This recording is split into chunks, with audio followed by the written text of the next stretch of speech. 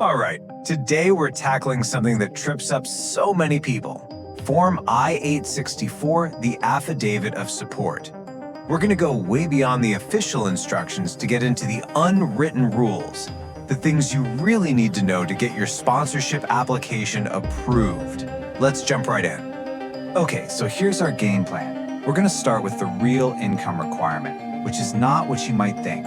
Then we'll zero in on the single most critical line on a tax return, explain why tax extensions are basically a non-starter, and walk through some special cases. And then we'll wrap it all up with 3 key principles for success.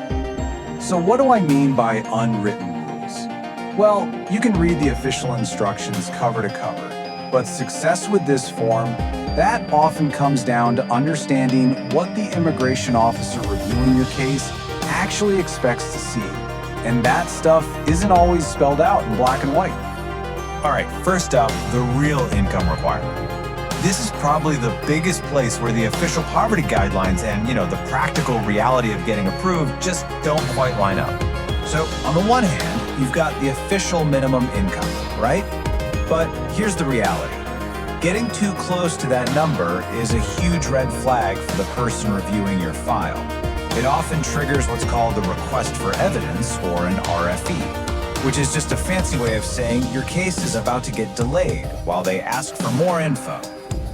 So what's the secret number? Well, there isn't an official one, but according to expert analysis, a really good rule of thumb is to aim for an income that's at least $10,000 over the minimum. Think of it as a safety buffer. It just demonstrates real financial stability and removes any doubt from the reviewer's mind. Next, let's move on to what is, without a doubt, the single most common and honestly the most avoidable mistake people make on this form. We're talking about reporting the income figure, and here, getting it perfect is everything. So I have to ask you, when you look at a tax return, which number are you supposed to use for this form? It might sound like a simple question, but getting this wrong is the #1 reason applications get stuck in limbo with the request for evidence. And here it is, the moment of truth. The number you absolutely have to use is the total income. On a standard 1040 tax form, that's the figure on line 9. Let me be super clear. It is not your adjusted gross income or AGI, and it's definitely not the wage amount from a W-2. It has to match that total income line on the tax return down to the penny. Yeah, just to really drive this home, using your AGI or the number from your W-2 is an automatic red flag. The reviewer needs to see the whole financial picture, and only that total income figure gives it to them. Using any other number is pretty much a guaranteed way to get an RFE and slow everything down. And it's not just about the number. The document itself has to be exactly right. You have to submit the official IRS Tax Return Transcript, not the account transcript, not the wage and income transcript. That's a super common mix-up. And hey, if you're sending a copy of the actual 1040 form itself, for goodness sakes, make sure it's signed. All right, moving on. Let's talk about another one of these traps where what's technically allowed and what actually works in practice are 2 completely different things. And I'm talking about tax extensions. So here's the deal with tax extensions. Sure, the IRS says it's fine, got until October to file, but immigration officers, they play by a different set of rules. After that April 15th tax deadline has passed, they expect to see a tax return that has actually been filed. An extension just doesn't cut it, because it's not the final word on your finances for that year. And look, this isn't just a theory. As this expert analysis shows, in practice, they just don't accept them. So the takeaway here couldn't be simpler. If it's after the tax deadline, the sponsor must file their taxes before you submit the affidavit of support. Period. Otherwise, you are pretty much guaranteed an RFE. Now let's shift gears and talk about some special cases. Situations that, even when you do everything by the book, are almost certainly going to get a second look from reviewers.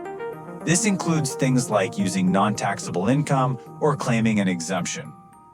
Okay, so listen up, because this is important.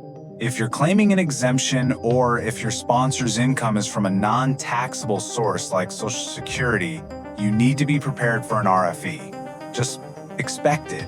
It's almost standard procedure for these types of cases, so walking in prepared is half the battle. So, what does being prepared actually look like? Well, if your sponsor is retired or on disability, you're going to need crystal clear proof of that income, official benefit statements, things like that. But here's the pro tip. Don't just submit it and hope for the best. Anticipate the follow-up request. Get all your documents organized so when that RFE comes, you can fire back a response immediately. Oh, and a really important heads up on a recent change. That old exemption form, the I-864W, it's gone. They don't use it anymore. Now, if you think you're exempt, say because you have 40 Social Security work credits, you'll claim that right on the main green card application, the I-485. It's just a checkbox now. So after all that, how do we pull this all together? What's the strategy?